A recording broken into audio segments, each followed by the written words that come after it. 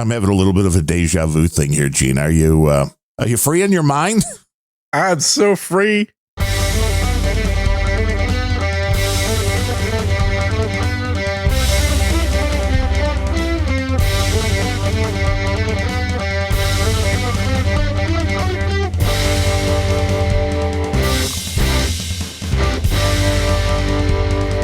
Hello and welcome to Unrelenting 152. Breaking the show is so hot.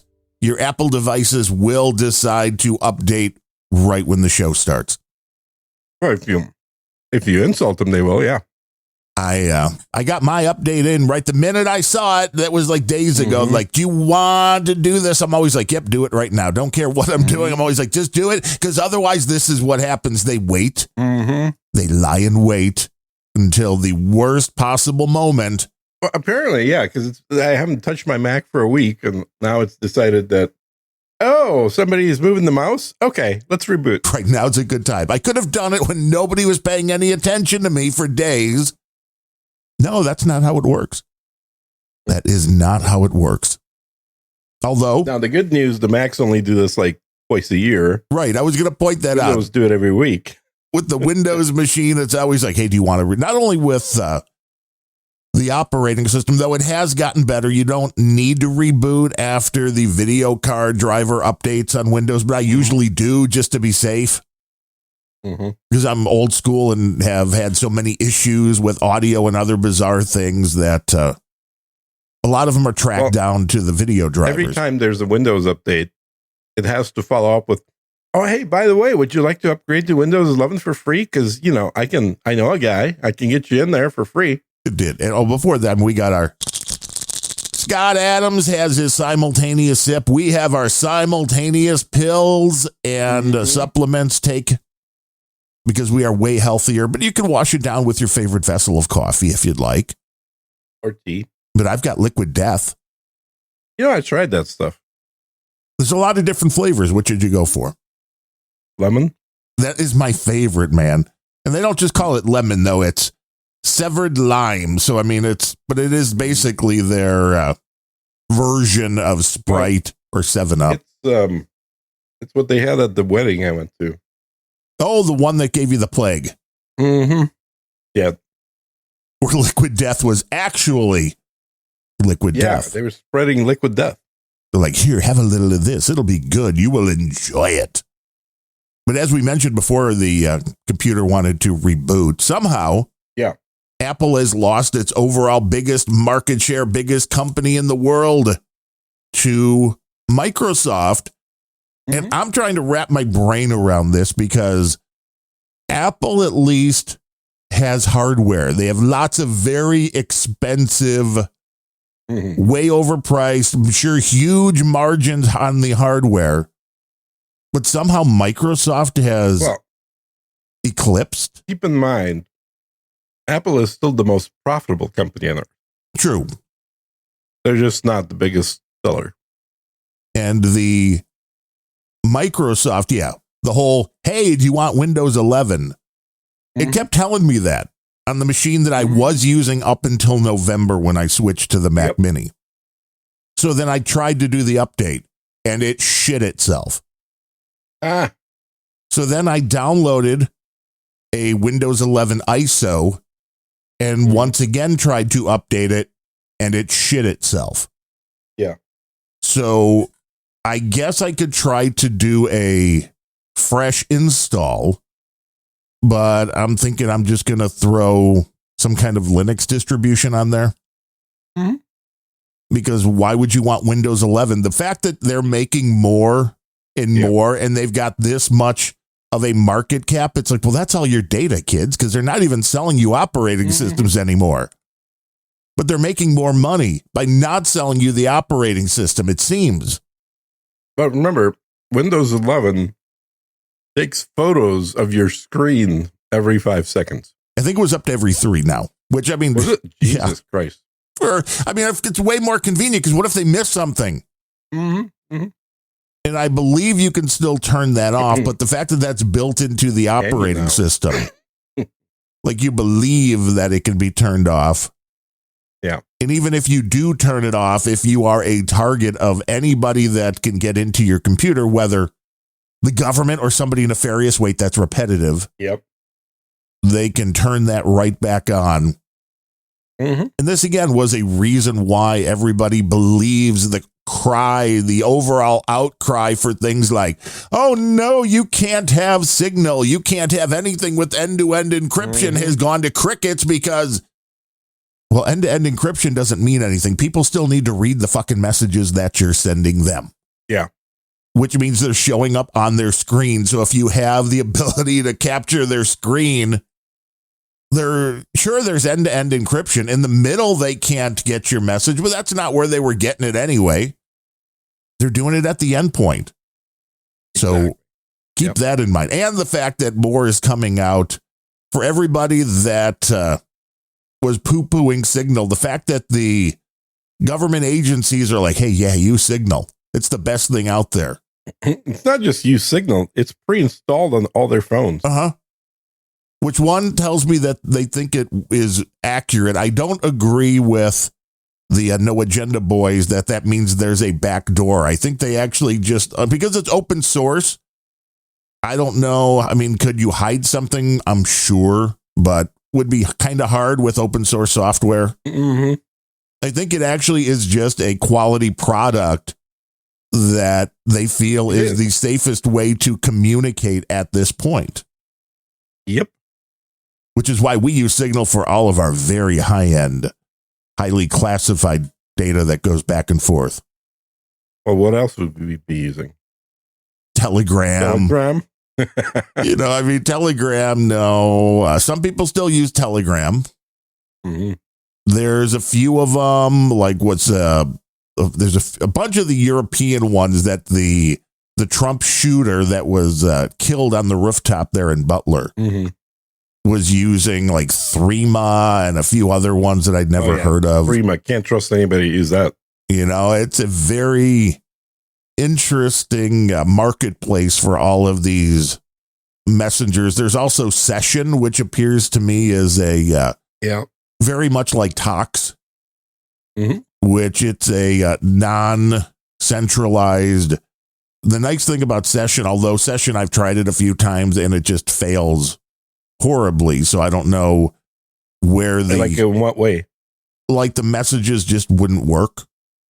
Oh. So I don't know if there was, again, with all of these things that don't have any centralization, as the Canadians might say, well, then if something goes wrong with all this peer-to-peer, there is still some kind of way that has to get, hey, I want to communicate with this ID. Well, how do you find them? It's not just like random. So there are, I guess, probably more of a chance that is breaking down. The pathways are breaking down, but still way better than using your phone's SMS system, which a lot of people still do and don't understand that everything you text, it's stored, will probably show up at some point if you ever do something wrong or if they want people to believe you did something wrong. It's not even that nefarious. It can show up in a court case.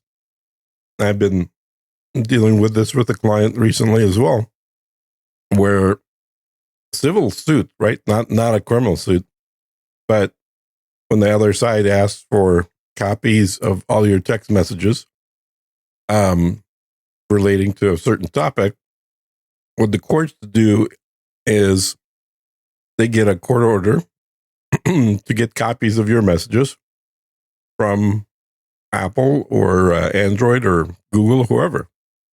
And then they just provide it. It's sort of like there is no privacy if you're texting. Yeah, it's kind of like email back in the day where it was like, it's like a postcard. Everybody in the interim, everybody in between point A to point B can read that email. You and I are old enough to remember that analogy. I think people 10 years younger than us didn't have that analogy. True. Like they thought email was secure. Yeah, totally. I mean, there are now secure email systems that do the end-to-end encryption, but that was not the norm then, and I don't think it's still the norm now. No, I don't think so. Now, if you really are paranoid, yeah, you can encrypt your emails and use a specific email client that will add that in, but still most people don't care. Yeah, there's S-MIME. And then, of course, back in the day, there was PGP. Oh, yeah, pretty good privacy, which I was like, well, why? I want very good privacy. I don't want pretty good privacy. Pretty good privacy is what we have now. That gets you into trouble. It was pretty good. Well, and I'm trying to remember the name of the guy that created PGP. But, he was, they went after him for criminal charges because back then, if you recall, encryption was treated as munitions. Oh, yeah. And you could not export it. You couldn't use like the American version of browsers outside of the United States because of the encryption keys and things involved. Yep. We used to be a lot more paranoid about this than we are now. Well, now we want a one world government. Bring everybody together. Kumbaya. Yeah, the idea that the U.S. government is using an Israeli app for secure communication would not have been the case 30 years ago. No, but if you really wanted to pick something secure, the Israelis know what they're doing. Mm-hmm. So that would make a little bit of sense. The fact that, again, open source for anybody that again, there's always going to be the conspiracy theorist. But I think the overall vibe that I get from Signal is that it's a real quality product. And that's why people are, if the government's using it, it can't be something that this, was it Al Jazeera? One of those when the whole Signal thing came up with Hexif. That they were like, oh, a kid that can do a Rubik's Cube could, break their encryption. It's like, no. No. Then show me. Show me how that works. Put a bounty up. I'd like to see that. So show me that you can do it. Yeah.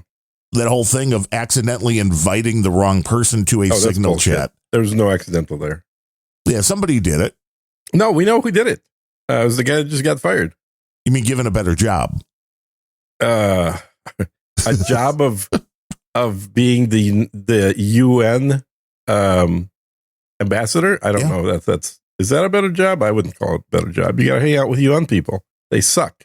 Well, yeah, but you probably get paid a lot. You probably get to eat caviar in the morning. He definitely got fired. There's no two ways about that. But he got fired in a way that said, hey, we still like you. Yeah, it was a parachute. We know you're an idiot, so here's something. Now, I thought it was very interesting. The only place I heard this broken down was if you heard No Agenda yesterday, was the fact that Wall's right-hand dude was a Chinese and very anti-China. That this was an olive branch, to be grammatically correct, to China with the tariff talks that they're having that said, hey, we'll do this. We'll get rid of these guys for you. Just had to be a little sacrificial lamb. Trump's going, hey, I'll do something for you. Well, you do something for me. Part of the Biden crew. Yeah. He was one of the guys that was for the status quo, for giving more and more and more to Ukraine, for getting Russia to blow up as a country and then carve it up and invade it from the U.S. He was the wrong guy from the get-go. But as happened with Trump in his first go at presidency, he kept listening to the wrong people. And he kept bringing in people that were later going to backstab him, and it seemed like they had more in common with the Democrats than he did with the Republicans. It seemed like he kind of cleared his plate of that for his second run through, but now it's coming around that that's actually not the case. He still has a bunch of these, what the people that have been dominating the Republican Party for the last 20 years, he still has plenty of them working for him. Yeah, there's so many. That's the whole thing. Yeah. There are so many. He's the professional politicians, professional bureaucrats. He's got some of the top names were brought in from the outside, right? People like Tulsi, Hexeth, they were not part of the in-group in the Republican Party for the last 20 years. Well, no, Tulsi was a Democrat. There was a Democrat, but she wasn't a very good Democrat. No. She's not part of the Democrats either. No. So those are good things, but unfortunately, that still leaves a ton of positions that were filled by the neocons. And I think that was Trump's undoing the first time through. It could end up being Trump's undoing the second time through, because he really ran on the idea that no U.S. participation in foreign wars. And certainly a big part of that was also getting rid of the illegals from the U.S. Well, it appears now that getting rid of the illegals is stopped, because it's now gotten multiple judges that have stopped it. The Supreme Court effectively has said you can't deport anybody without having a hearing. Well, they haven't really said that. They have yet. No, they have, absolutely. Yesterday. What ruling? As to who's they watching? I think it was Fox News with somebody. Well, you can't believe Fox News. Yeah. Well, look, what they've said is that people can't be deported without having a hearing. So I guess I can look up the exact ruling here. Let me do that.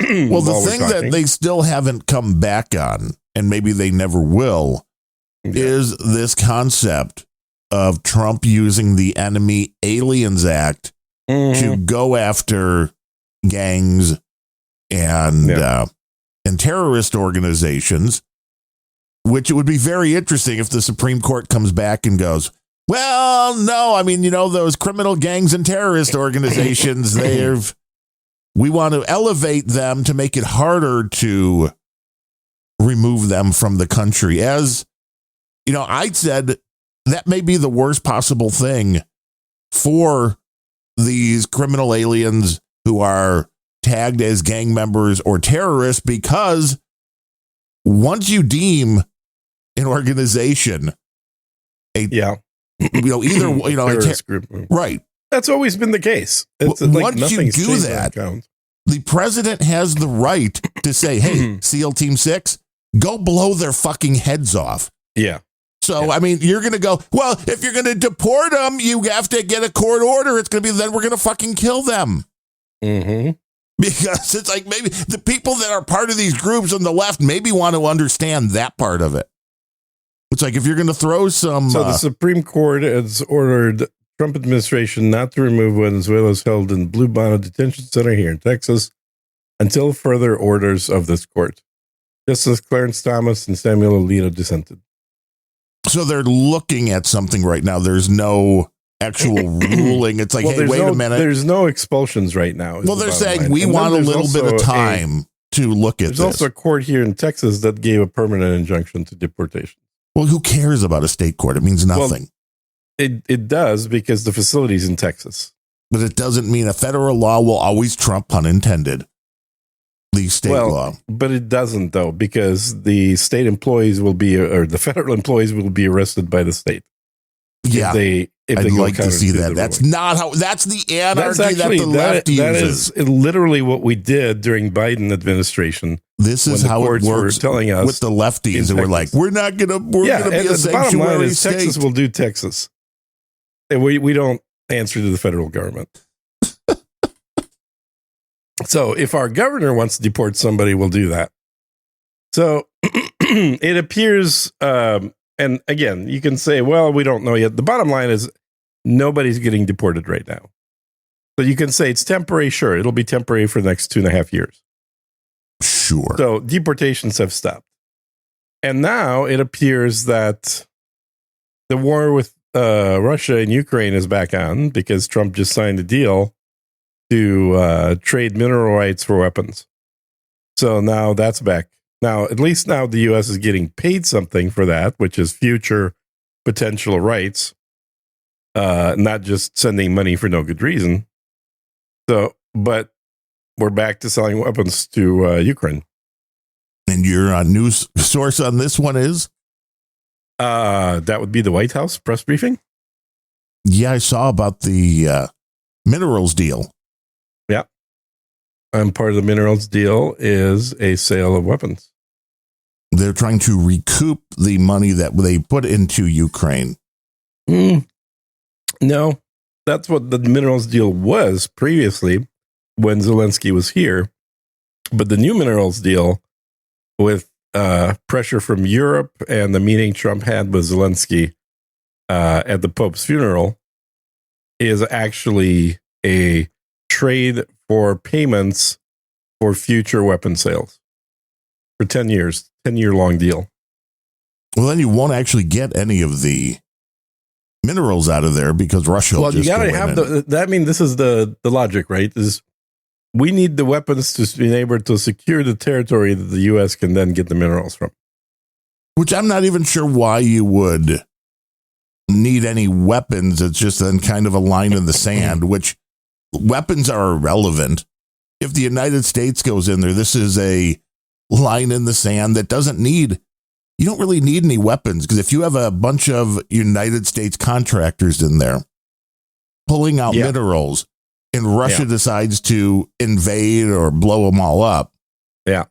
Well, then there's just World War III. You don't really need weapons there, I think, because that's the whole. Russia said that any foreigners in Ukraine will be treated as enemy combatants. Well, they are. Which they are. Which there's tons of British and German and some Americans there as well. The French Foreign Legion is there. There's a bunch of non-Ukrainians there, for sure. Well, which is why the whole mineral deal should kind of de-escalate everything. I mean, there's one of two ways. It either de-escalates everything because the United States is like, hey, this is our little brother now. We're protecting them. So if you fuck with them right now. Yeah. But so I don't even understand at that point, like, we'll get everybody else out of Ukraine. It's over. If the ceasefire comes in and the minerals start being excavated. The whole point is that this is the Ukrainian gambit, right? Is that they desperately, for 4 years now, going on 5, have wanted U.S. troops on the ground. Because to them, this is the only way that they can possibly, quote unquote, win and push Russia back to their borders or even beyond, is with U.S. troops on the ground. All the current European troops are not helping. So what they've come up with for a plan is to say, look, you guys get 10 years worth of complete exploitation of our country. You treat it as though it's Afghanistan or Iraq or whatever. So in like 10 years, they're going to get like $48 trillion worth of military equipment that we're just going to randomly leave there? Yeah, exactly. That's exactly the plan. Really, when it comes down to it. It's like, look, the U.S. has done this before, but they can do it again. So we need to do this. In order to be able to start getting American civilian exploration mineral people on the ground, which are basically human shields, they need to have a ceasefire, because that's what happens during the ceasefire is the country's flooded with American non-military personnel, which of course then Trump says, if you harm anybody who's a civilian, oh boy, that's it. You're gonna see the biggest, American response possible.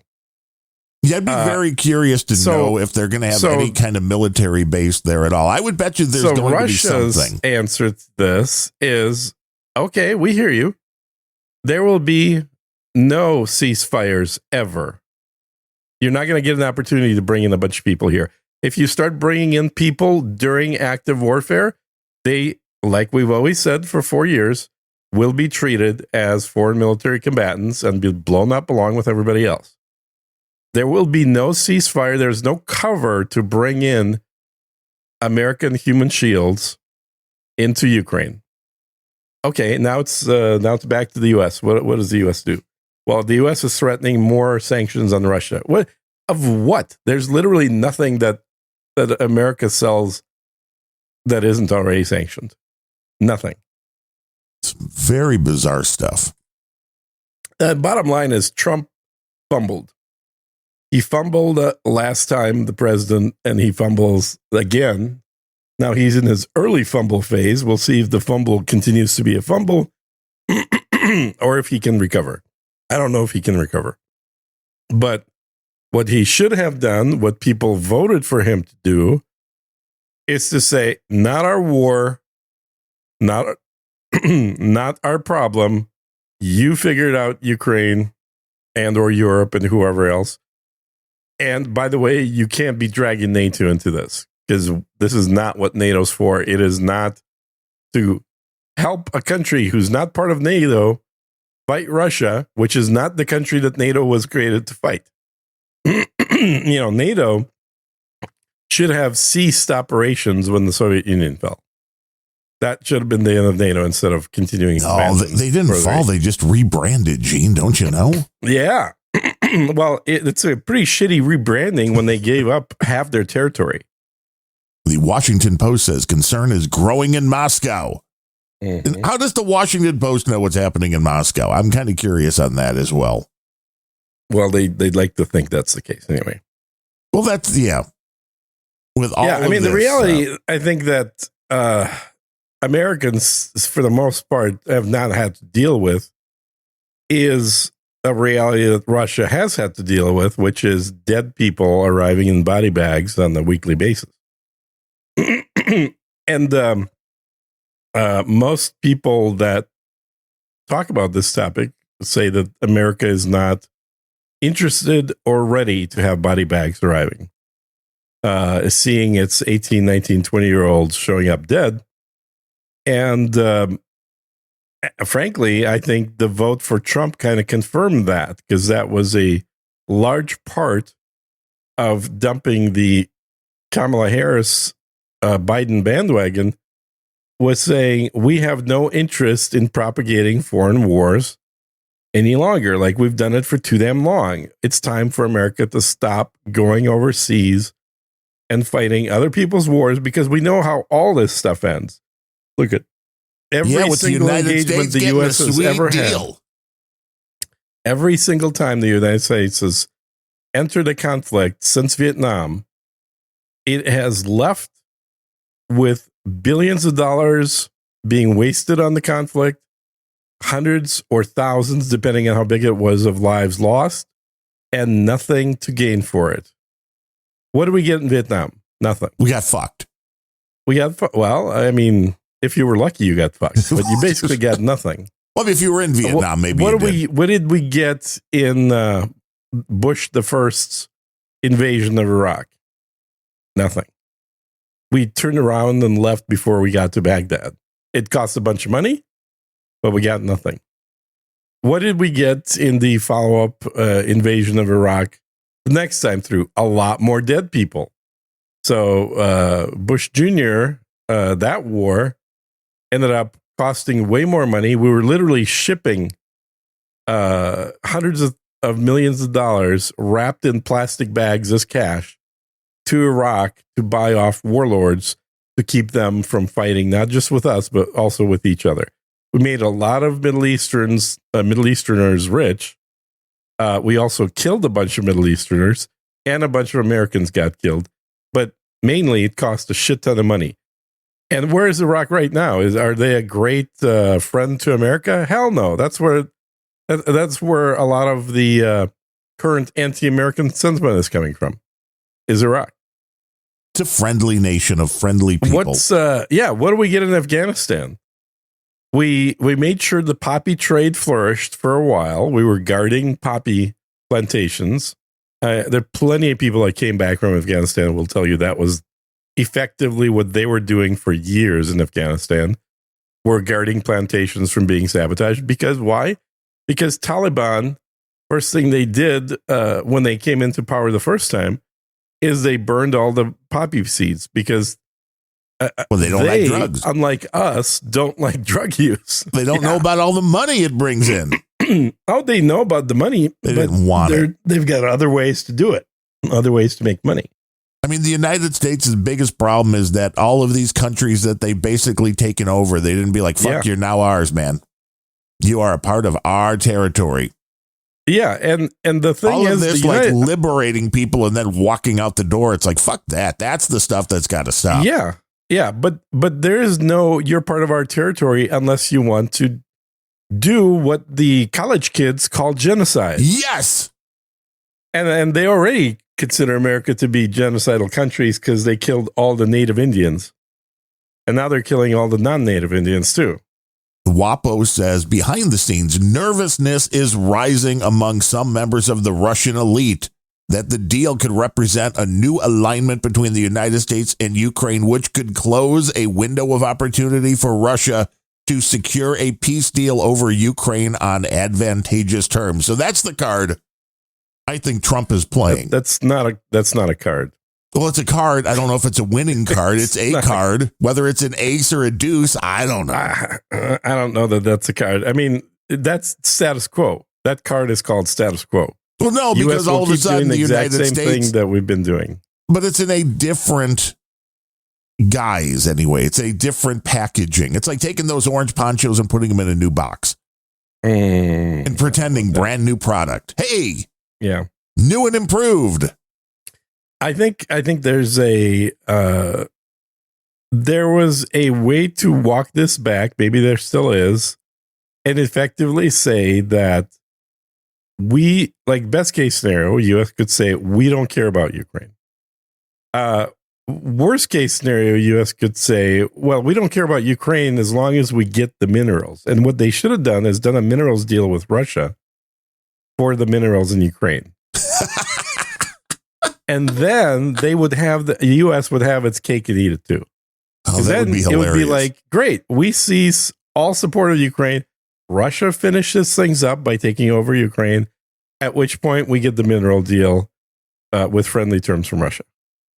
Well, and we know that Zelensky needs to go away. Not saying he needs to be killed. He needs to get out of this process because he is seemingly, from what I've read, unwilling to give up any concessions, like with Crimea, which has been, if I understand correct, under Russian control for over a decade now. It's been under Russian control for 300 years. Well, but more recently, once it was. It was always again under Russian control. It was never not under Russian control. The only thing it was never in Ukraine. It was never part of the Ukraine. The Ukraine doesn't exist. There's no such thing as Ukraine. Ukraine simply means the Southwest. It exists now. I mean, it's essentially like saying the Southwest has always existed. No, it's a territory. It's what we call a certain piece of the empire. Well, somebody at some point said, "Hey, Crimea is part of your country, Ukraine." Yeah, they never said that. That was never a thing. What happened with Crimea is Khrushchev had been getting pestered by people from the Ukrainian Communist Party. And because Ukraine is a region, there are regional communist parties back in the day, that they think that it's not fair that Crimea is represented by Russia and not the Ukrainian Communist Party. And he didn't give a shit enough to say, well, I don't care. Fine. You guys have Crimea for your local elections then. And so Crimea was made part. This is for the Communist Party, which doesn't exist anymore. It effectively got transferred as far as which district's Communist Party Crimean members were members of. They went from the Russian one to the Ukrainian one. But again, Ukraine is not a country at this point. It was never a country. Ukraine was created for the first time during the fall of the Soviet Union, during the breakup. It was always a territory, a region. It was literally, from the name, means borderlands. And borderlands specifically are not even referring to Europe. It was basically borderlands with the Muslim invaders who typically went there, and the Asian invaders. It was the borderlands on that side of the border of Russia. And people also don't understand, not knowing the history, that you look at the map and what the Russian territory is on the map, what actual Russia is, and you're like, yeah, Ukraine's right next to it. What you don't know, or what you don't realize, or both, is that if you look at a world map prior to the communist revolution in Russia, so prior to 1917, 1918? You don't even know the Russian Revolution? I don't know. Dude, I wasn't around back then, okay? All I know is my grandma and my grandpa were participating in it. But because they were the blue-haired kids in the 18 teens. That literally 100 years ago, my grandparents were part of that college blue-haired crowd that were unhappy with the status quo. Shocker, right? Uh-huh. So, so if you look at a map of Russia back then, and it would have been called the Russian Empire, there is no Ukraine. There is just Russia. And that Russia extends along the border. It's not exactly the exact same border, but very close to what the border is, including what is now called Ukraine, was always part of Russia. And why was it always part of Russia? Because that's where Russia started. It started in Kiev, Russian, and it's not pronounced Kiev, it's pronounced Kiev, because Kiev is the Polification of the name. I always like chicken Kiev. Yeah, it is chicken Kiev, not chicken Kiev. Yeah, never growing up was like, give me some chicken Kiev, man. Yeah, there was no such thing. I mean, again, this is an invented country with an invented language, which is just a dialogue of Russian mixed in with Polish. That's all it is. So this deal that Trump has now made with Ukraine, right? Is this possibly a way for Putin to save face with his people? Because now the war has changed a little bit. If there's it's like, we don't like this, but the United States is now in Ukraine. So, I mean, of course, no, it's a different world order now. It's actually the opposite. This has just shot Trump in the face, I think. Trump is effectively now becoming more like the first presidency Trump than the second presidency Trump. Weak, controlled by neocons, not able to do anything because he's going to get impeached soon. I think we're getting closer and closer to that, unfortunately. I had a lot of hope for what happens with Trump, and certainly in his first 100 days, he seemed to have pushed a lot of things through. He talked a lot of the talk, but it sure seems like his train is stalling. I see it totally the opposite way. I don't see the train stalling. With Putin, the answer is kind of the opposite of what you just described, which is what I said earlier, which is the only way that the U.S. can enact this new agreement with Ukraine is during a ceasefire. Therefore, the U.S. just effectively did something that will prevent the ceasefire from ever happening. This war will keep going.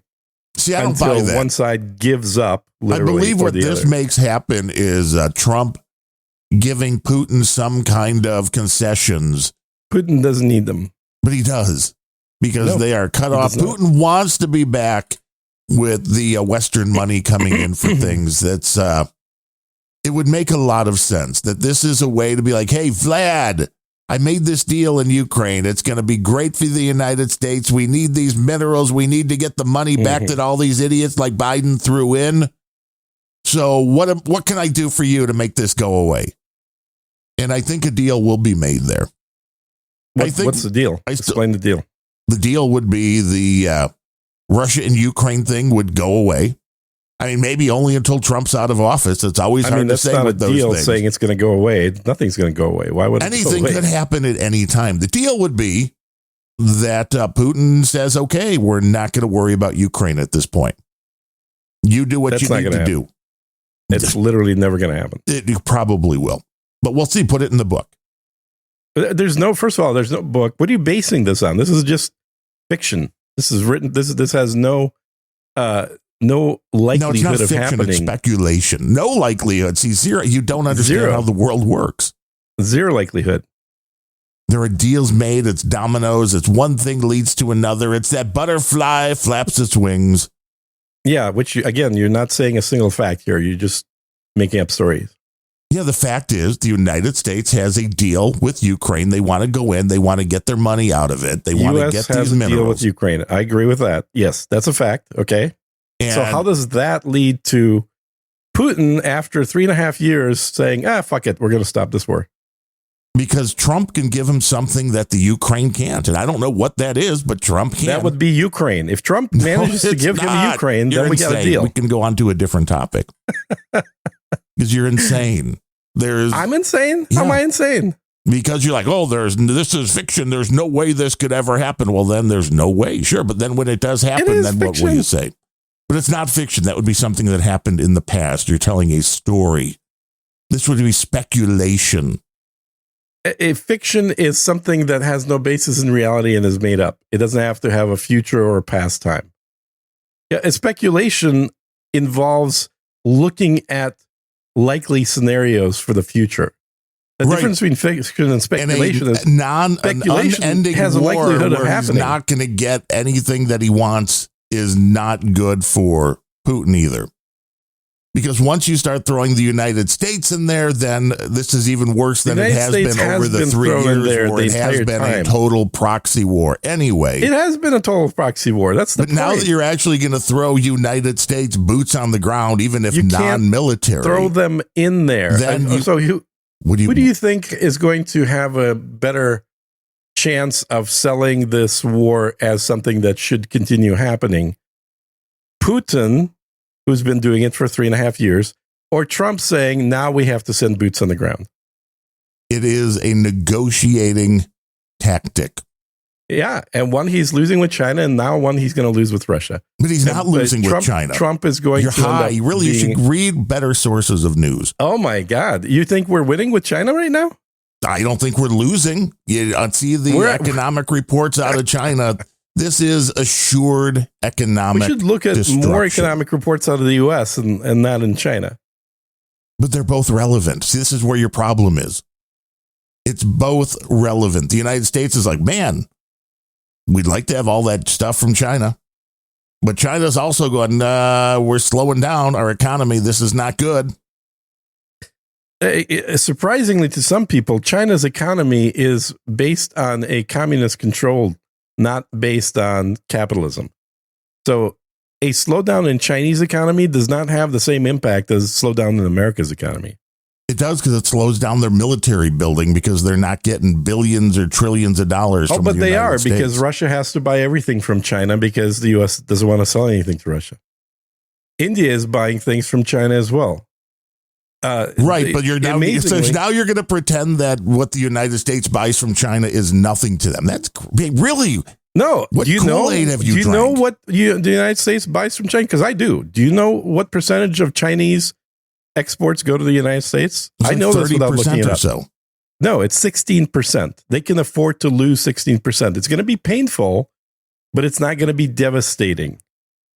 The United States can't manufacture the vast majority of the things that are made in China. The United States is going to be hurting a lot more if there's a total cessation of products coming in than China is. China will suffer financially. The United States will suffer from a lack of product availability. They will both have issues, and neither country really wants it. Amazingly, though, the United States votes put this down in the proverbial book. You will see it. Oh my God! But all you're just doing is guessing on stuff, which is irrelevant. You're like, oh, this is going to happen. Let's just talk about shit that has happened. Okay, let's do that. China has been shifting more of its sales to other countries than the United States. That's been happening. So the percentage of products that are sent to the United States every year has been shrinking for the last 3 years. China has less reliance on the United States than it did a decade ago. Okay, what else? Nothing. I'm just kind of not really interested at this point. Okay, what do you want to talk about? Health? What do you want to talk about? I don't care. All right. I mean, I appreciate people that have a optimistic attitude, because I generally don't have an optimistic attitude. I have more of a pessimistic one. Surprise me, and if I'm wrong, then it's for the better. That's my attitude, right? Is that I'm going to assume world's going to go to shit. And if it doesn't go to shit, well, that's good. But if it does go to shit, well, at least that's what I was preparing for. I mean, well, it's always good to prepare for things to go to shit. I mean, that's the proper way. In your opinion, let's do this. In your opinion, do you think we are more likely, less likely, or the same likelihood of having a prolonged trade war with China than, let's say, at the start of the Trump presidency? I think about the same. Again, I think this is all just a tactic that is being used. Yeah. Now, I don't think Trump's going to be successful 100% of the time, but there's too much money involved here on both sides. And I think a big part of this this tariff barrage, there seems to be a portion of that with the countries that Trump is making deals with, including, I guess the ones that are about to come out are India and South Korea. Now, if there's something... South Korea, I was just totally surprised why we even were talking about tariffs. I thought they were our buddies. Now, well, is anybody really your buddy in a trade war? It all is... he's trying to equal things out. I get it. But what if there is a portion of this deal that he's making with these countries that restricts what they're going to buy from China? You could do that if you have an alternative supplier that isn't a whole lot more expensive. What you can't do it is say, okay, we're gonna raise tariffs unless you pay us a lot more money to buy your stuff. Because then it's like, okay, well, what difference does it make whether you raise tariffs or we pay more? It's the same amount. You have to have a persuasive argument, not just an argument. There has to be a part of this whole tariff thing is that why this is, instead of being a one at a time thing, nobody's really hearing about it. The Blitzkrieg, we can use a good German term. That's a good name for it. That's kind of, that is what it is. You know, we can do Blitzkrieg Tariffs. Yeah. I think a part of this is to get so many deals being made at once that... to confuse everybody. Well, and to show China it may be more than the United States they should be worried about. Yeah, and I think that's a good strategy. I've always been in support of using tariffs to, and high tariffs, in fact, to try and push an agenda. However, what I'm not in support of, and nobody that is in business is going to be in support of, is prolonged, long-term high tariffs. Because that is not conducive to growth for this country. I don't care about the other countries. I'm more concerned about this country where we are. And having high tariffs in place on products only hurts one group of people, and that is consumers. Oh, I agree. I think most of this will be resolved probably within 60 days. I think the dominoes will start to fall, to use a cliche, once a few of these other big deals start coming to light. The dominoes have definitely fallen from Canada, although with their new government, which we should talk about as well, I don't know how many of those dominoes are going to be allowed to land. But I've seen interviews with quite a few Canadian companies saying that they will be moving their workforces to the United States in order to avoid tariffs. And that's essentially the conditions that Trump set out, which is close down your office or factory or whatever in Canada, open one up in the United States with 100% Canadian ownership. You could even bring in the Canadians that were going to work at your old one, and then they'll come into the U.S. and they'll work in your Canadian-owned factory, but it'll be on U.S. territory, and that will avoid all tariffs. Well, it makes sense because he wants the manufacturing here back in the United States. Exactly. Which this is what Apple said Canada they're going to put like $500 billion they're going to invest in building. We all know what that is, right? The Apple $500 billion payment is essentially, oh my God, we're going to lose iPhones because iPhones will have a 100% tariff on them and no one can afford them. Trump, how can we possibly not have a 100% tariff on iPhones? Well, they will then end up building the iPhones in the United States for the United States. They'll never build the iPhone in the United States. But what they are going to do, and what they have already gotten, is they've committed $500 billion to this idea. And made the tariffs go away. Which is likely not going to happen, which automatically created an exemption by name for the iPhone out of the tariff. So there will be 0 tariffs on any iPhones for the next 10 years. Now, Trump won't be president in 3 years, and Apple is no friend of Trump. And they are certainly assuming that they don't have to change a goddamn thing other than giving an empty promise to Trump to build future iPhones in the United States, knowing full well that the only way they make a crazy amount of profit on iPhones is by having slave children building them in China. Well, they have very small hands, so it's actually even better because those parts are so small. That's why they have to use slave children, and they have to use children. But the reason they have to use slave children is because an awful lot of them commit suicide. That's why they need to automate. Elon will build them a robot. You would think, but Elon took a lot of robots out of the Tesla factories. Initially, the factories were, I think it was like a 30-to-1 ratio of humans to robots. Or robots to humans, rather. And after the first 10 years, they actually scaled back into more of like a 4-to-1 ratio, because what they found is that that the robots, the thing about robots is they're repetitive, right? So if one isn't making a mistake, it's going to keep running perfectly. But if there's a slight mistake that the robot's making, it's going to make 1,000 of those mistakes. Yeah, over and over Whereas and over a human again. will have, one mistake per 100 units that they do. The robot will either have 0 mistakes or 100 mistakes. Which is so interesting. They actually shifted.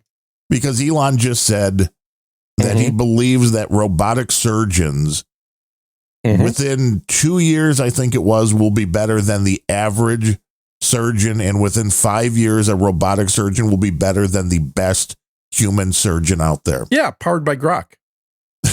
Would you really? Would you not want Grok to do your eye surgery? I don't know. I mean, I guess it all depends on the ratio. Can it do any success. worse than the last guy that operated? No, not from the first guy. But that guy was Chinese. Okay. So, there you go. There you go. That's the real problem right there. You nailed it. Like, that was the issue. And there were, questions, although, again, I don't like to dwell on that because it's just depressing. But when the surgeon that finally kept the retina up, when he did the surgery, he requested extra long, whatever. I mean, utensils is, I guess, the easiest way to say the tool that he needed to work with because of the size of my eye and all that. Kind of. To keep the retina on the back. It's like, well, nobody else had ever, asked for that, which makes me wonder if the original surgeries were doomed to fail due to lack of the you got oversized eyeballs. Is that what you're saying? Yeah. Oversized eyeballs, which are more shaped like footballs than ovals. So that's what happens with a massive. So the problem you have is your head isn't shaped like Stewie's head, but your eyeballs are. Right. Yeah. Now, if the head was shaped that way, everything would probably be great. Yeah, it'd be all flow together naturally, yeah. It would be perfect. But the robotic stuff, somebody said when Apple moved, it had to be into China. Do they go from like India into China, or they move from somewhere into China fairly recently? Apple? And somebody said when they made whatever switch, it only took like 2 years. To ramp up. So is it possible they can do it now? With slave labor, sure. Well, I mean, you can get some slave labor. They're literally being built by Uyghurs. The iPhones are built by Uyghurs. Is that on the box? Proudly, like a little stamp on it. Proudly built by Uyghurs. Designed in California, built in China by slaves. Oh, I'm so glad Apple is the devices we're using to record the show on. Like, they're not listening to us right now. We just set off alarm bells. So Apple's only had one product that was fully manufactured in the United States. And recently, I mean, like, obviously the first generations were, but recently. And I owned that product, and that was the garbage can Mac Pro. Oh, my God, that thing was hilarious. $10,000 made in Texas. It was very upgradable, though, right? It was completely not upgradable. You couldn't upgrade a goddamn thing. It was the most expensive computer I've ever bought. I bought it when it first came out for $9,999, which I could afford then, although that was not a good use of money because I sold it I think I had it for about 3 years, and then I sold it for $3,000. Now, here's the real question now. Approximately what year was that? I don't remember exactly. I'm trying to think back. This was it's over a decade ago. I know that. The question is, how much faster is the $500 Mac Mini today? Oh, than that? That was running on the Intel platform still. So, but the thing here's the measurement we can use. That computer was theoretically, in Apple ads, capable of doing 4 simultaneous 4K streams. Ooh, well, the new ones I think the Mac Mini is 16 streams or something? I don't know, but it seems reasonable. But if you look at Apple literature, some of their testing their speed metrics are how many 4K streams can it do at the same time. That's one of the things back they use. In the day could do 4. Now, in practice, it never did 4 because I was using video editing software in it. You were lucky to get double speed on one stream, so theoretically, I guess I could have done 2. But in all the marketing literature, that was touted as it was capable of doing 4K streams at once. So, which, incidentally, my current gaming machine, which is not that new anymore, it's about 4 years old now, this can do 3. So it's still slower than the old Mac in this particular metric. Yeah, which is, as you said, kind of a bullshit metric, but it's interesting to see like how we're going to compare, just like with all of the AI stuff. Yeah. Well, here's how many teraflops. Well, what does that really mean? Let's see. How many simultaneous 4K streams can the M4 Mini do? Mm-hmm. Well, it says you can do 3 displays. That's not really what I'm looking for. It's not displays. It just says it can handle multiple 4K streams. What does that mean? I mean, I understand what multiple means. So direct play, maximum simultaneous 6+, it says. 6+. Okay, so it's a minimum of 1.5 times faster than my $10,000 Mac. It's $499 on sale, kids. Yeah. Although you really need more memory than that. I know. With enough. That's why I went with the 12. No, it's what is it? 16. So I went with 24. 24. Yeah.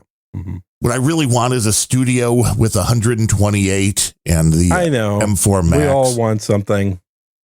And I'm lucky Farrah Fawcett to sit on top of it. Yeah. And it's right. It's so they're not available. When I go and I type that in and I go into the Apple store and I'm pricing it out, it's like, oh, we can ship that in like 3 weeks. I'm like, idiots. Yeah. You want to get that into people's hands right away when they're like, give me that. Yeah. The quicker. But it's small volume. I mean, that's still considered a small volume product. Oh, yeah. Because most people are fine with the Mini.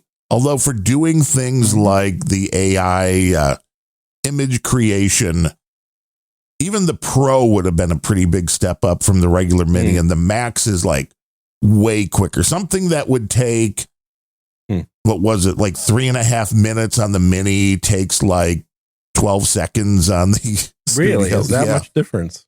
Damn.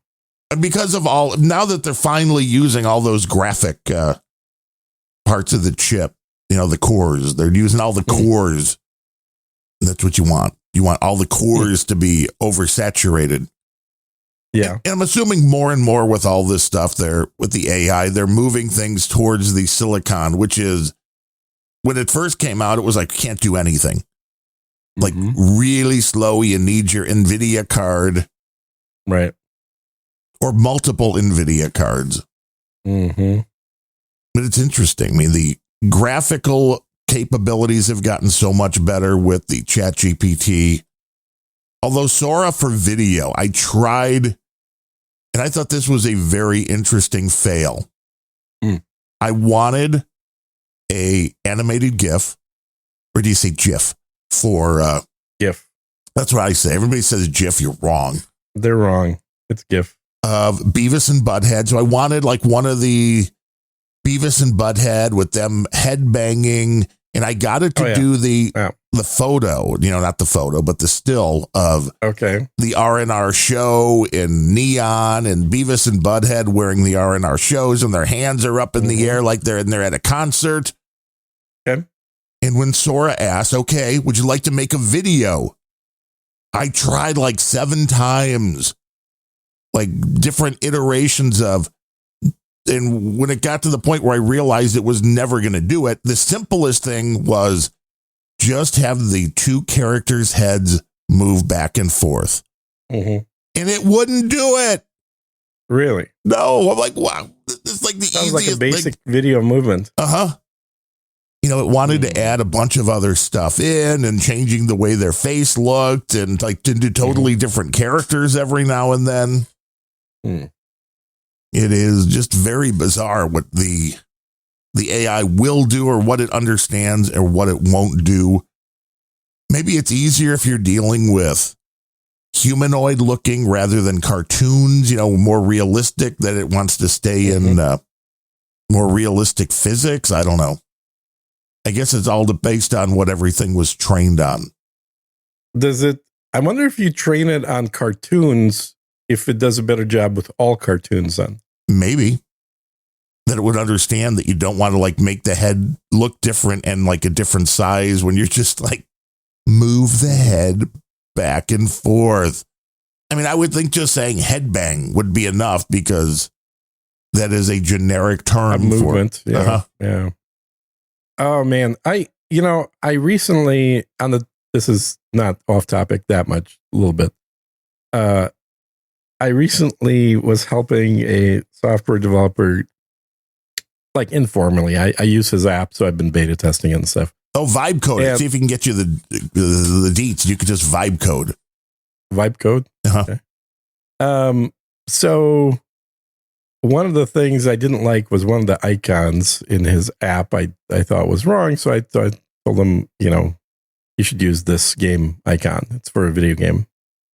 And he was like, yeah, but where do I find that? And I'm like, God damn it. All right. So I went and grabbed the icon out of the game, cleaned it up, and oh my God, dude, I don't subscribe to Photoshop anymore. You're aware of this. Right. Well, because you kept subscribing and then not using it. And not using it. I know. So now I'm using GIMP, which sucks. The worst program on the planet. I wish there was an alternative somewhere between Photoshop and GIMP. I'm not aware of one. If someone knows one, let us know. But so I'm stuck on GIMP, which is god awful. It feels like you're back on the next computer circa 1996. That's about how GIMP looks. So, which is, say, pretty bad. So I created this icon and then sent him 4 different versions of it for his app at the right size. So then a few days ago, he sent me a link, the new updated app, and it's using that icon. Except it looks all pixelated. I'm like, oh, God damn it. So I had to go in and then create a vector version of this image. And I'm like, okay. So I used to use Freehand and Illustrator all the time. I know how to use those products. But I haven't used them for 20 years. And I don't own an Adobe subscription anymore. So is there anything that does what Illustrator does? And I found a product, and it's actually really good, surprisingly. Oh, is this like a tip of the day? It's called Inkscape. Inkscape. Inkscape. And it is a very similar interface to Illustrator. And it does all the Bezier curves and everything. Same way that... And having never used the product, I figured it out after about 10 minutes. I kind of figured out the user interface. And then was able to use the bitmap as a template and then create a vector version of the graphic. And then send that to him so he can change size it and everything still looks nice and sharp. So, yeah, it's a... I guess you could say it's tip of the day, but it's definitely along the lines of like there are still times when you have to do things manually when AI ain't gonna cut it. Your example being the Beavis and Butthead head tilt, which could be done if you just had a 3D model of a Beavis and Butthead. Right. You could do the head tilt manually pretty easily. Oh, yeah. With the Adobe software, it's not hard. Mm-hmm. In the animator, like, okay, here, we're going to tell you what part of the body it is. Great. And then just move it around. Exactly. And in my case, I had to do something I literally used to do this back 30 years ago, over 30 years ago, where I was doing technical manuals of nuclear weapons back then.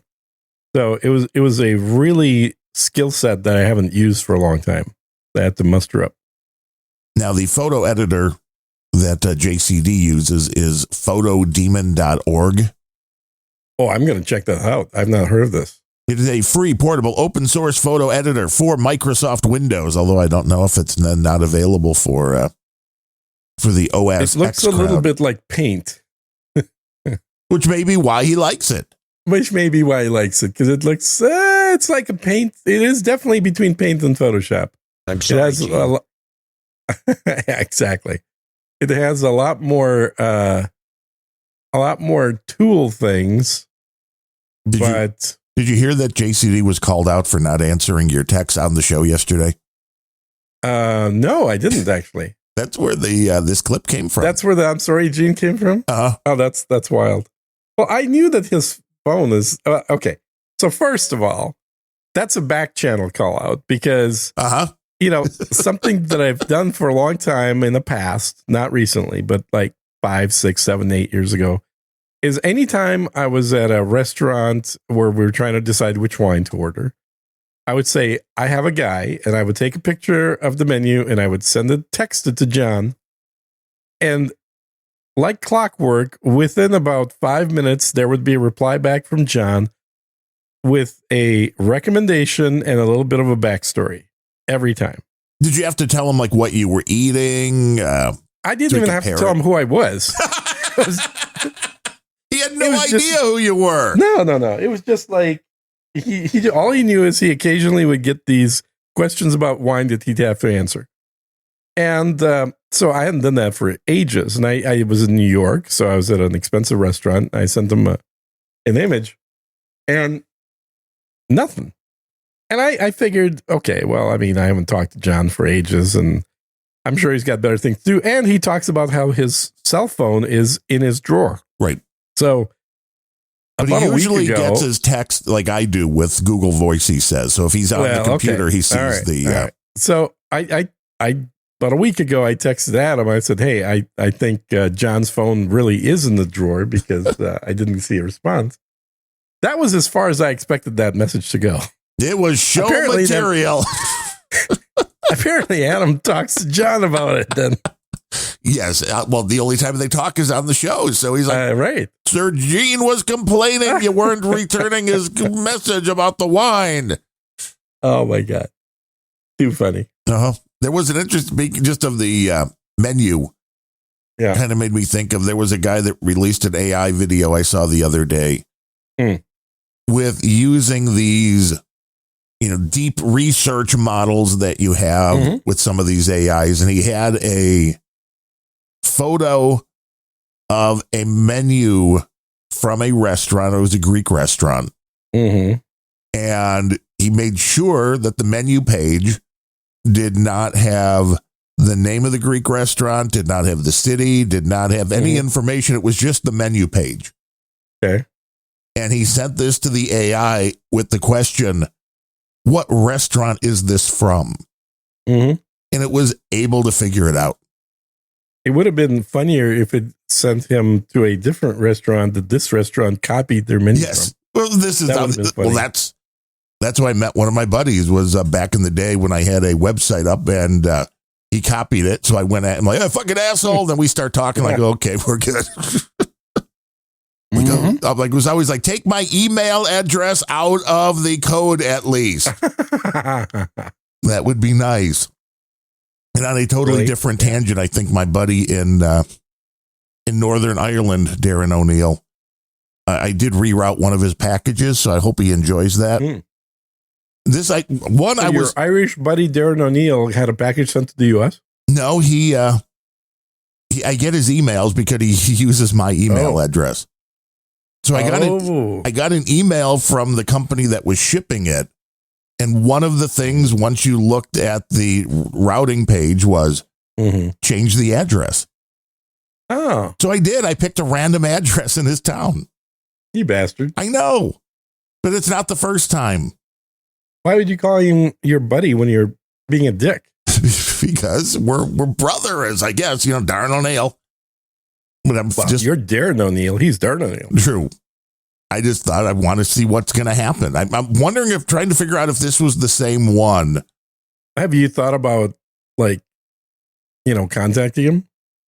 But how? I don't have his email address. I have his regular address email, now. Dude. Obviously he does. I guess he's got my email. Yeah. I'll just send it to that address. I don't know if this is the same one that had the Temu account. And this was maybe 6 months ago. And I got the thing that he ordered from the Temu account. So I went in. I think I had to reset the password in that case. Oh, my God. But once you were in the account, because his credit card was stored, I didn't get his credit card information, but it let me order more things. Order things? Oh, my God. And sent them to him. But then he canceled his credit card, and they were still including my email address on the support stuff, which I thought was hilarious. It's like, do you not realize what you've done? Well, don't you have his real address in there? Now I do, yeah. Okay. And you have his actual mail address. Well, I have his actual mailing address. I don't have I don't have the email address. I don't think it was BCC'd. Okay. I'd have to look again. A much nicer thing to do would be, anytime you get an email for him, is to print it out, put it in the letter, put a forever stamp on it, and send it to Ireland. Be like, stop this. What? No, don't do it. Just quit wanting to be a dick, man. Don't be a dick. Just become old-fashioned email delivery service. Yeah. Print it out. You get the letter like 30 days after the event. You've got this email. It's very important. Somebody I've been watching that TV show 1924 about the Yellowstone. Oh, it was 23, right? Was it 1923? Whatever, 23, 24. Yeah. The one with Faith Hill, Tim McGraw. I don't know who that is. I don't know. They're the country stars. No, it had Indiana Jones in it. Yes, him too. Well, that's the 1800s one. Yeah. No. The 1800s one had Sam something. No, that was the 1900 one, right? No, that was the 1800s one. No. Was it? Okay. Go to their website, go to Yellowstone. Yeah, I know. And look them up. I'm looking up IMDb because I've seen both. But I thought that the Harrison Ford one was the earlier. That was 1923 or 4 or whatever. Harrison Ford. He has Raiders of the Lost Ark. Mm-hmm. And more recently, 1923. Yes. Okay. Then the other one. Okay, you're correct. I don't know why I had them switched in my mind. Yeah, I'm sorry. I didn't hear that. What? You were correct. I had them switched in my mind. 1923. Right. Yeah. Why did I think the 18 one was? Because that was the one with Faith Hill and yeah, that one was good. That was really good. They were both good. I mean, Faith Hill was good. She's good. But the blonde daughter, you were like, ooh, she's really good. The blonde daughter was out of that world. Yeah. Hell yeah. And they killed her. Yes, of course. Uh-huh. And Harrison Ford trying to be a badass at like 80, whatever he is an interesting stretch, but otherwise did 1923 not bad. No, but the reason I brought it up is because the Irish in it. And the other reason is because the letters that the mom was sending, or maybe she's not the mom, but whatever she was, the aunt, was sending to the guy in Africa. Each letter took like a month. Right. Yes. Uh-huh. Got to come home. Bad things happening. Mm-hmm. Well, that's a new season that just started. He must be home. I have to watch those. I haven't seen any from this series yet. I haven't seen the new season yet either. But it was like, that whole drawn out thing. with the letters going back and forth and him not wanting to open them. But I still hate these, we're doing 7 or 8 episodes for a season. Oh, it's very British of them. Uh-huh. Like, I understand it's By the way, the blonde chick in that show from Africa, I think she's British, but, the chick the guy meets in Africa. Yes. Whoa. You're like, come on down. Oh, my gosh. She is just perfect Aryan-looking chick. Julia Schlepfer. Blue eyes, white hair. That's a hell of a last name. Schleifer. Schleifer. Sounds pretty Germanish to me. Oh, yeah. Sounds like born in Bellevue, Washington. Oh, God. Not in Washington. Oh, she's ultra liberal. Well, actress born in Bellevue, Washington. Yeah, I know. Yeah. Not going to go well. Back in the day, God, I remember going to Washington before they got so crazy liberal. Used to be a nice state. Well, it used to be that Seattle, in a very small area there, was ultra liberal and the rest of the state was fine, but it seems like it's spreading. Mm-hmm. It's like a disease. Yeah.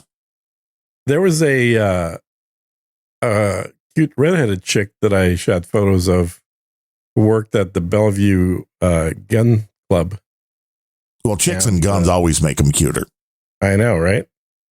Hells yeah. And have you been watching? I only started because Adam Curry started talking about the new John Hamm show on Apple Plus, which is called Your Friends and Neighbors or Your Friends and something. I got rid of my Apple TV. I don't have Apple TV. I was just saying I was watching an Apple TV show. I get what you're saying. You picking up are you picking up what I'm laying down there, Gene? I know, but I'm telling you, I haven't because I don't. I see. You should look for it in. It's decent. It is a dark comedy, which I like. A good dark comedy with a little bit of humor. Mm-hmm. The whole concept is he loses his job as a really, really, really wealthy hedge fund manager. Mm-hmm. And then one day is just walking through at a party of one of his friends through the house and opens up one of the drawers and sees a $250,000 watch and thinks, would anybody really miss that? So he just starts stealing from his friends, which is kind of a fun premise of the show. Mm-hmm. I'm sure it's going to go poorly at some point, but well worthy of watching. It's been fun so far anyway. I mean, John Hamm, I liked Mad Men, so this was kind of like, I could see this being the same guy. Let me ask you a question. Do you watch The Bee? The Babylon Bee? I do not. I mean, I see things on social media, but I don't follow it like directly. You don't like subscribe to them or anything? No.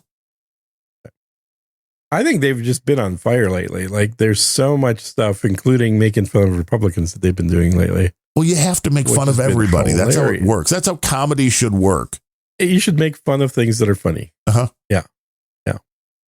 Like, once everything's political, then you turn into Saturday Night Live. Exactly.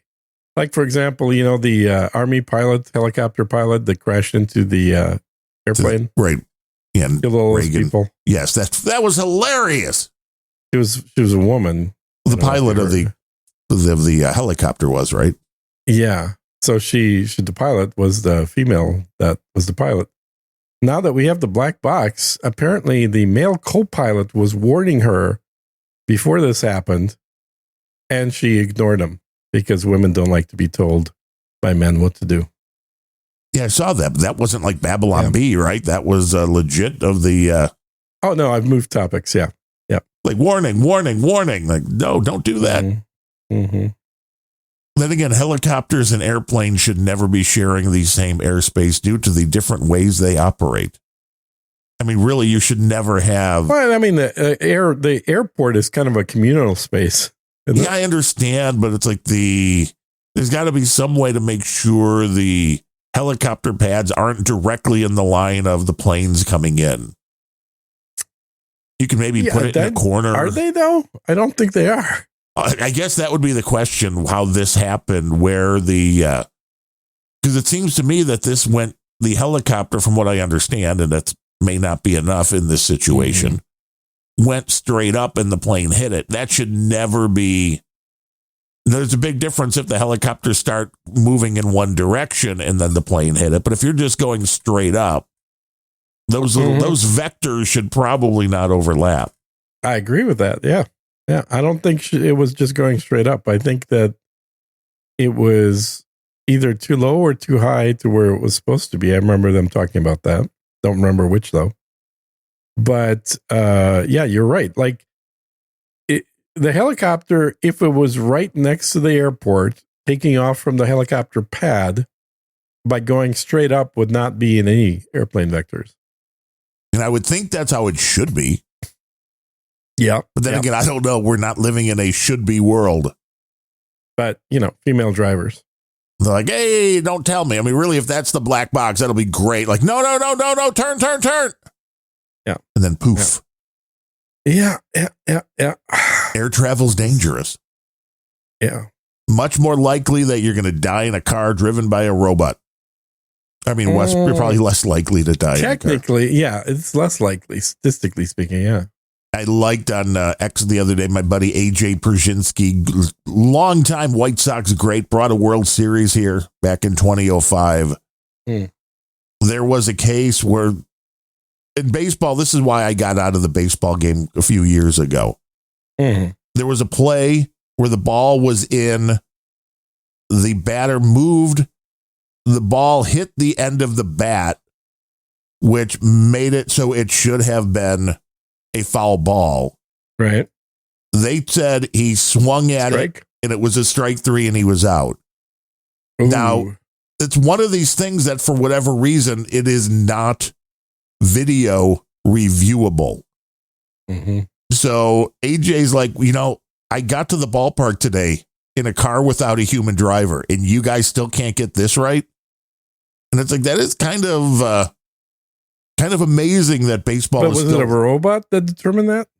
No, because they wouldn't let it. Yeah. But it's like, you have the technology. Why aren't you using it in anything? Yeah, they should, at the very least, don't they have a camera above the mound? Well, it depends what park, but I would think they would have. There should be a complete overhead view so you could see where the ball is in real time in slow motion compared to the batter. But the video they had of home plate shows it hitting the handle of the bat. They just, for whatever reason, Major League Baseball. The handle? It would hit the wrong side of the bat? And they counted that as a strike? Yes. They can't do that. That's bullshit. That's a horrible call. Yes. That was the point. And it's like, there's nothing you can do about it once the call's made because they're like, well, no, we can't. Why can't you? What if you're wrong? You're just wrong. Does somebody at least get fired for that? They should. It's part of this whole, like, what is under video review and what isn't, which I think, everything should, at this point, everything should be, because baseball moves so slow. Yeah. That you have time, even if you don't do it on the field and stop play, the guy in the tower can be like, oh, let's look at that again. And before anything else really happens, be like, wait a minute. Yeah, that's a do-over. That was wrong. I watched a video from the 80s of somebody explaining to Johnny Carson why baseball games got longer. Advertising. You're correct. That's exactly why. Yep. It's all the time in between innings. So these motherfuckers can be on and off the field within 30 seconds. It's not that hard. That's all it was. Yeah. And once they start doing the TV timeouts, it's like, well, and then when you're in the playoffs. I never knew that baseball games used to be shorter. I was at an opening day, and they could still be that way if nobody got hits. But my mom and I went to one of the opening days for the White Sox, maybe in 2007 or 8. Mark Burley, one of the fastest working pitchers that the game has ever seen. He was a lefty junk baller. Was so happy I was at the park when he pitched his perfect game. For me, there will never be a better baseball game than that. But the opening day, perfect game, no walks even. Wow. At the time, that was like one of like 15 or 18, whatever it was in Major League Baseball history. And there's been a lot of games. And they didn't swap pitchers. No, believe it or not. Not like today where it's like, oh, they've gone 3 innings. Yeah. You better get somebody out there. But he was pitching, was against the Indians. The other pitcher was quick. It ended up being a 1-0 game. The game was finished. That sounds like soccer. In like 95 minutes, 93 minutes, something like that. It does sound like soccer. And it was such a fast game that the seats we had, well, my parents had, were on club level, which there were the concession stands there. But overall, you had the servers that would take your order and then bring it out. The game was so quick, like half the orders never came out. Never made it. Because it was the first day and the kitchen's trying to figure out how to do everything. You don't want a super quick game on opening day. That throws everybody into a tizzy. Yeah. Wow. That's wild. I've never seen anything like that. But then again, I've only been to a handful of games. The perfect game was above and beyond just because the pitcher was one of my all-time favorite players. So if it happens to somebody at random, it's still cool. But if it happens for one of your favorite players, it's like, wow, that's never going to get any better, especially in the 9th inning, which is the clip everybody has seen. And it was, I think, the first batter in the 9th inning hit one that would have been a home run if not for the center fielder who was just brought in, Dwayne Wise, as a defensive replacement, went up over the wall and brought it back. Which it was the oddest thing, because as you can imagine, going into the 9th inning for a perfect game, even on a Thursday afternoon with only 20,000 people in the stands, the place was rocking. That ball was hit and it was like a movie. Everything stopped. Like all the sound stopped. And then he catches the ball, he falls down, he fumbles it, and then holds it up, and the place goes nuts. There'll never be a better baseball game. What are the rules? As long as the ball doesn't leave the glove, it doesn't matter what the player does? As long as it never touches the ground. Yeah. So if if the player hits his head and he falls onto the warning track, but the ball falls on top of him, you're out. As long as it don't hit the wall. Yeah. Or doesn't hit the wall, doesn't hit the ground. I've seen a few of these sort of bouncing off, a guy's body parts and then being caught ones. Well, Jose Canseco once had one go off his head that went into the stands for a home run. Oh, Jesus. Which is not what you want to be. That's the wrong way to go, yeah. You're supposed to catch it, not make it bounce. Yeah, not off your head. Use your glove. Man. Yeah, it's been, I wouldn't mind going to another baseball game. I know I always bitch about how long those things were whenever I have gone to them, but it really is more of just a, eating hot dogs and kind of overpriced food and talking to friends while you're watching something that's kind of takes like 3 hours. And you're right. You go with somebody you want to talk with because there's going to be plenty of time. But that's when I knew I too had the good broadcast ready voice was at a game. It was either in high school, maybe college with a buddy of mine.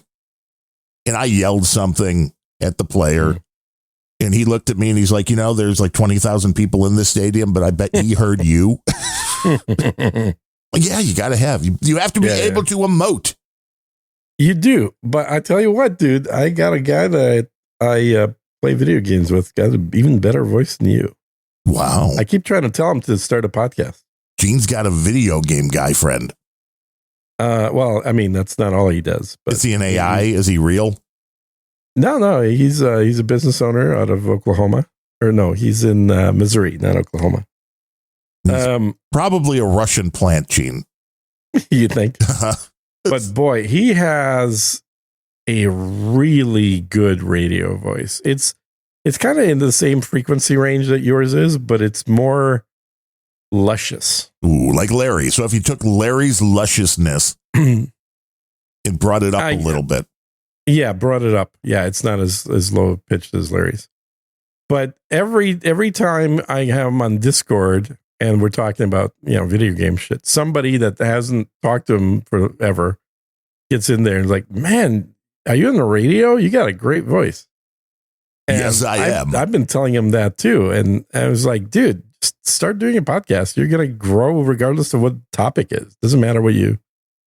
Yeah, podcasting's the way to go. Because I remember when I was in high school, way back then in the 1980s, when deciding on which college and all that, where it was like, hey, I wanted to do the DJ thing. I thought that would be awesome to be a rock and roll DJ. And then a buddy of mine had a sister that had gotten a job working for WXRT here in Chicago as like the, the entry level, the overnight kind of thing. And it was like, they're making like $4 an hour. You know, I mean, it was, if you're lucky. Yeah. It's like, you're going to make nothing.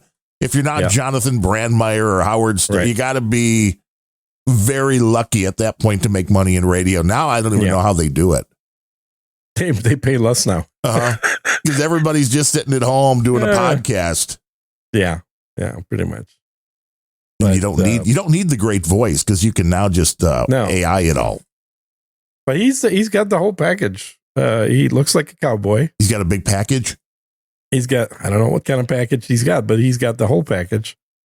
He's got a cowboy looking mustache and everything. Like like Sam Lloyd drawl. Kind of a mustache. Like a Sam. What's the guy's last name? Sam. No, it's not Lloyd. It's no Sam. We're talking about beef. It's what's for dinner. Yeah, that guy. Yeah. He does kind of have like a version of that mustache. He looks like he'd be just as like at home wrangling a steer as Sam Elliott. Sam Elliott, yeah. As doing his normal job. He flies airplanes. He's got a brand new Corvette that he bought. And he plays video games. Sounds like you got a little man crush going on here. Oh, no. He's very young. Very young. Oh, you like him young. We know you like him young, Gene. Not that kind of like. But no, I think he's 29, I believe. Well, that's perfect. You say once they're 30, they're pretty much done. They are. Well, the women are. But it's interesting. I've been trying to get him on as a guest on Just the Good Old Boys because I think he'd be a fun person in there. And he's like, "Why do you want me on your show?" What? He's like, "Why do you want me on your show? What is this all about?" No, he listens. He's a listener, or a subscriber. I guess what would you call it? It depends. Is he paying or not? He's definitely not paying. He's a listener then, not a subscriber. Oh, good point. That's a good point. That's a distinction. Yes. And I do want to point out we did have some donations. Oh, did we? Okay. Now, we'll go from the low end to the high end because the high end was a funny and questionable. But okay. Kevin Seifert came in with his $5 a month. So thank you. Nice. Go over to PayPal, unrelenting.show/donate. Weenie Wawa with his monthly $10.80. Thank you, Weenie Wawa. And then Surly Mofo, which sent $75. Wow. To Unrelenting, but then added a note, which will make you depressed. He says, okay, donations have been somewhat constipated, but now that Biden has been flushed, hoping to be more regular. This is for all of your great shows, so please share with Larry, Gene, and maybe Bemrose if he ever shows up. You guys rock. Surly Mofo. So hold up. How does that sharing work? Does that mean we each get 1/6 and you get half? I think if it's per each show, then that would be like $15 per show. You could do the math, which I just did for you. But yeah, it sounds like you get half of that. And then we split the rest amongst us, which would be 1/6. Well, so you actually would get $7.50 each because it would be split by each show. So that would be 7, 14, 21, $22.50 goes to you three. And then $52.50. No, that's not how that works. That's the wrong math. It's great math. I love it, Surly Mofo. I think he was in the troll room. He can, if he wants it broken down in any other way. I mean, I have to leave Bemrose's money in abeyance if he ever is found ever again. Jesus Christ! Like, where's Bemrose? Is he missing? I mean, I guess he doesn't do many podcasts. I thought he left comments for this podcast last show. He hasn't been around. I think he's. Weren't you talking to him like, through text or whatever while we were recording last week? Yeah, and he doesn't. I guess he disappeared. He was probably, He was probably working? sad, maybe. Didn't you say that he's no longer a delivery guy? He got some other job there? Somebody said that, but I didn't believe that. Okay. I didn't hear that directly from him. Hmm. But thank you, Surly Mofo. It is very much appreciated. Mm-hmm. Everybody who listens and supports the show, it is appreciated. And you should do it because Surly Mofo's right. Biden Now, has remember, been flushed. Adam gets 1% of that. That's only if it comes in under... The contract you signed is any money received helipad. will be 1% going to the... even on PayPal? agenda. There was a contract? Remember, it was a part of... You didn't read the fine print, did you? Oh, my God. There was a contract? Yeah, you accept the contract by utilizing the service. Yeah. That is... It's just like Apple. It doesn't matter if you sell your product. The Podfather's getting it doesn't matter if you 33% sell of everything. Exactly. Regardless of what the method of payment was, they automatically get their cut no matter what. This is sounding more and more like a cult. We need robes. Like purple bathrobes and some nice comfy... I need some of them Ugg slippers. How do you know what kind of bathrobe I have? The cameras. I mean, they're still running. Oh, okay. All right. Well, I wasn't sure. I thought the batteries were dead. Just because you can't see the cameras doesn't mean they're not watching you. Oh, I can see them all right. They got that blinky red light on them. It's annoying as fuck. I know. That's how the olden days. It's like the people didn't even understand. You got to cover that up. Like, why is there a blinking red light? They would put them in the smoke detectors. Like, no, that blinking red light. Don't worry. Don't look at that. Do not pay any attention to that whatsoever. Yeah, people. Real smoke detectors have no lights at all. It's the yes, this is true. And they actually make noise if there's a fire. So those are the ways you can find out exactly if they're real or not. I mean, I went around and I don't remember if your smoke detector has a light. It ain't real. Yeah, and I don't know if we talked about this. We had their smoke detectors replaced a few years ago, and this has happened with the old ones a couple of times. Yeah. And with this one, it went off randomly again. And of course, this happens in the middle of the night. Always. Your smoke detectors never misfire during the day. I don't know why that is. And I went around because they're like, well, it could be a little bit of dust or there could be bugs, little micro bugs crawl into something, which is like, well, that doesn't seem like a good feature. No. So I went through and vacuumed all of them and everything has been fine since. But it's like very weird to me that this is whatever technology is being used. And I get it. It's kind of looking for a steam or a smoke. And if there's, enough condensation happening on one of these sensors, it is. It shouldn't happen at night. No, which is what I can. The one time it was like over Christmas. It was like 3 a.m. It was like, and of course that'll get you up for the rest of the night. Oh, it will. And so it's interesting. I had mine replaced about 5 years ago. So I'm probably due. Do you have a whole house one where they're all wired together? They are now. They didn't used to be. Now they're all wired together. So one of them goes off, all of them go off. Right, which makes it even. So now it's not like, oh, well, it's just the one in the basement's on the fritz. Uh-huh. Now everything's on the fritz. Now you have to see which one makes noise first. But I can't do it. They're not user serviceable anymore. So these new ones, I asked them, like, okay, so do I replace the batteries the same way as I did in the old ones? And they said, no, these you don't have replaceable batteries with. Yeah, they're hardwired. I'm like, well, how does that work? Ours are hardwired. Well, they've got lithium batteries, right? And they're mostly running on the power that they're plugged into, right? But if the power goes out, then they'll run off the batteries. Allegedly. But you don't have to worry about replacing them because they'll last like longer than your house. Or well, if your house burns down, 5 years. 5 years exactly. So I will say this, and maybe I don't know if this is true for everybody or not, but I've had fire alarms go off way more times for not having a fire than they have when there was actual smoke in the house. From like cooking, or there was an actual... Yeah, cooking. It's not like I'm burning shit in the house. Right. No, cooking. Like hot oil smoke. If you make homemade fried chicken or something, there's a lot of smoke. Yeah, I've had that go off every now and then, which is why you don't put your smoke detectors in the kitchen. In the kitchen. Except in my house, yes. So there is one in the kitchen. You're like, I've got it's perfect design. I don't know what kind of low IQ moron with a smooth brain designed this, but There's a smoke detector in the kitchen. Well, do you have a really good exhaust fan for the stove? Because then that would be pretty good. It actually is pretty good. Yeah, that's what it's a real exhaust. It's not one of those recirculating fake ones, right? Because it's like, well, then the smoke's just staying in the house. Yeah. No, this one's pretty good.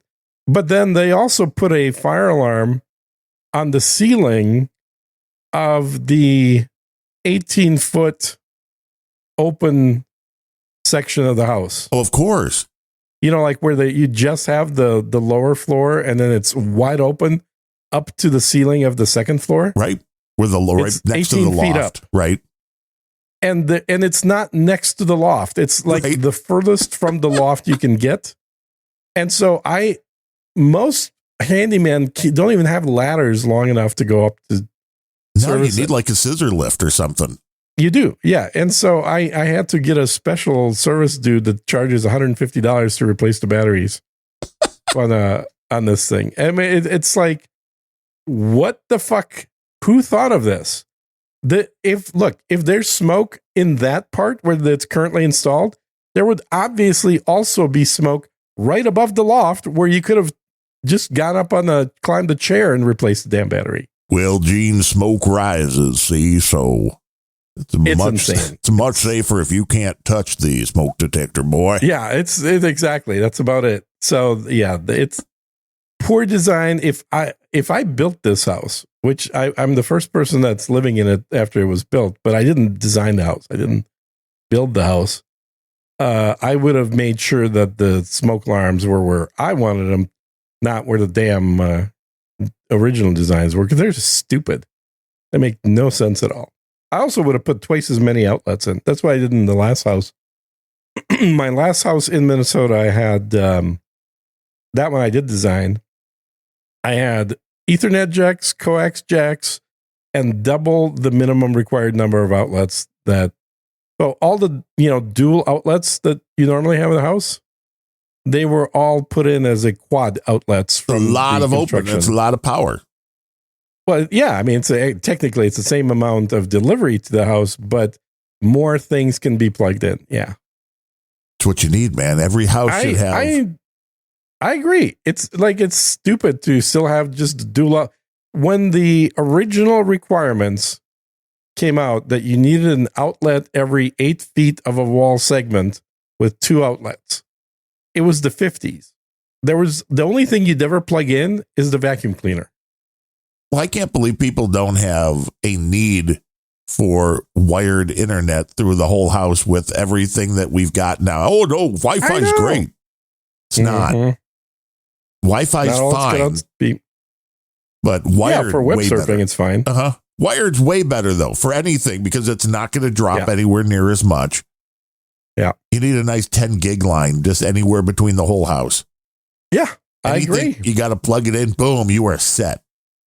And that's the thing is nowadays, if I was building a house and I was designing it, I would absolutely put in Cat 8 or Cat 9 in there.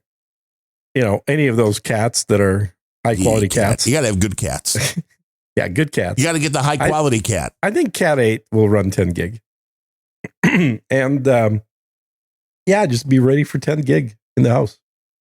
And that way you never have to worry about your internet ever again, or your network, not even just internet. Yeah, exactly. You haven't bought one of those NAS systems yet that are all the M2 drives? I've had a few of them in my shopping cart, but I haven't pulled the trigger on buying one. No. Like, this is what you need.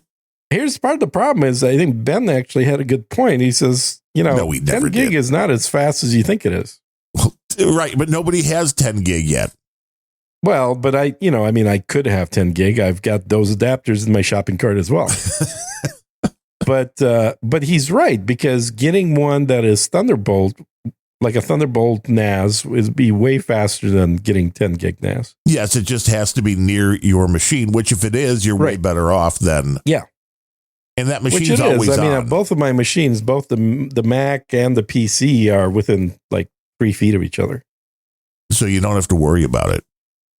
I have my current NAS devices in the basement, so that's a different story. Yeah.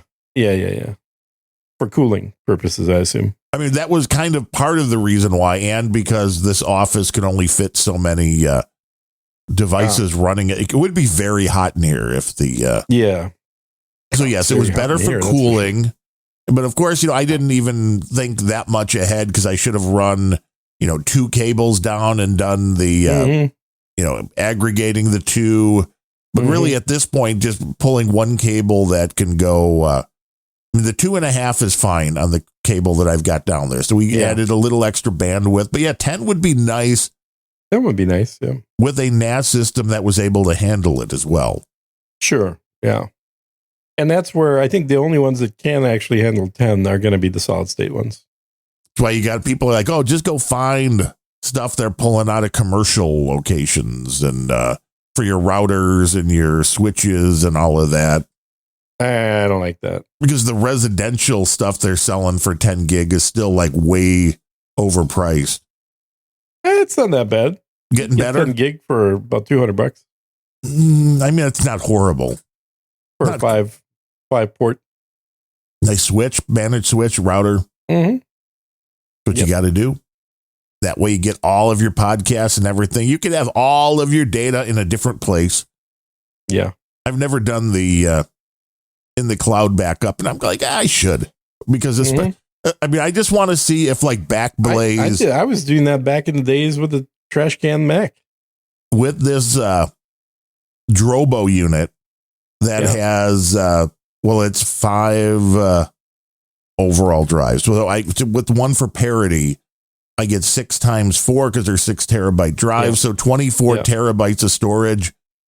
One of the nice folks at Backblaze, if they were still okay with. Yeah. Yeah, totally. Like, this is what you need to do. As long as it's plugged into your main computer, they don't care. That's all you need. They have a separate plan for NAS devices. Right, which is a lot more money. Which also tells you it's a lot better than to just buy a pseudo NAS and plug it in to your machine directly.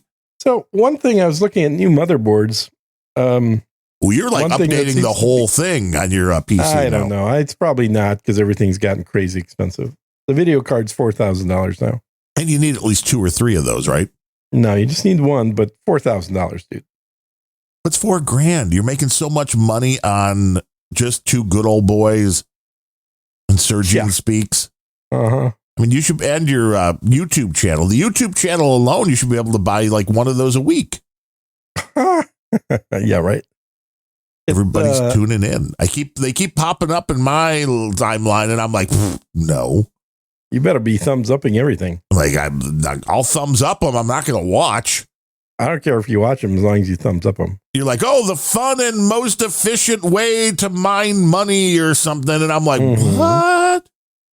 Most efficient and fun way to mine money. There's something like that. Yeah, I saw something like that. Merits, right. Okay. Mm-hmm. There's an actress named Merritt Patterson, which I wouldn't mind mining, but that's a different story entirely. Mm-hmm. I'm sure you would. Liquid death. So you drink which flavor? This is the severed lime, and I do have... it is. It's the same one, yeah. I think I have cherry obituary upstairs. They also have like some kind of a pear or something, or... Yeah, I've never tried that. I'm not a big pear guy. No? I mean, I like a good pear, but I don't like... You like a good pear, yeah? I don't like the taste of pear. Mm-hmm. But a good pear, all down on that. Mm-hmm. But yeah, I don't... Really, I've only had, I think, the cherry, the lime, and some of their iced tea flavors. And the iced tea isn't bad either. This is why you're listening to Unrelenting. You get your favorite tips. You get your bingo card. You get to see what's going to be checked off. Ilhan Omar apparently just said, fuck off to news media. Well, she did something like that the other day, too, or maybe that's the story just coming out. Like when asked about something. Okay, so I think she did that the other day, but she just posted she like doubled down, like a tweet that says, I said what I said. You and all your miserable trolls can fuck off. That's her response. That's her tweet. I remember back in the day when the people that were in politics were held to a higher standard. Mm-hmm. Not anymore. Yeah. Now it's just insanity. I hear she's a Somali terrorist. I don't know. That married her brother. I mean, we've heard all the stories. Yeah. But that's Minnesota, baby. That's your old hometown. What's going on? Mm-hmm. Do you even recognize it at this point? Like, how did that when my happen? husband told me he was cheating on me, I told him, I'm going to tell mom.